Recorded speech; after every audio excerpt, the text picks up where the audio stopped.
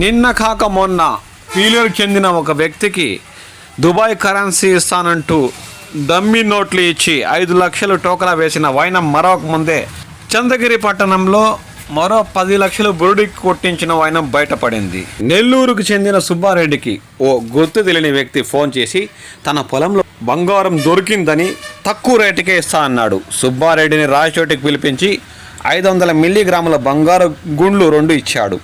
నిజమేనని నమ్మిన సుబ్బారెడ్డికి మరోసారి ఫోన్ చేసి చంద్రగిరికి పిలిపించాడు. 10 లక్షలు తీసుకుని నకిలీ బంగారం ఇచ్చి క్షణాల్లో మాయమయ్యాడు. మోసపోయిన బాధితుడు చంద్రగిరి పోలీసులకు ఫిర్యాదు చేశాడు. ఇలా ప్రతి ఒక్క రోజు ఉమ్మడి చిత్తూరు జిల్లా పరిధిలో ఏదో ఒక చోట మోసం జరుగుతూనే ఉంది. కాబట్టి మిత్రులారా, ఇలాంటి మోసాల పట్ల అప్రమత్తంగా ఉండండి.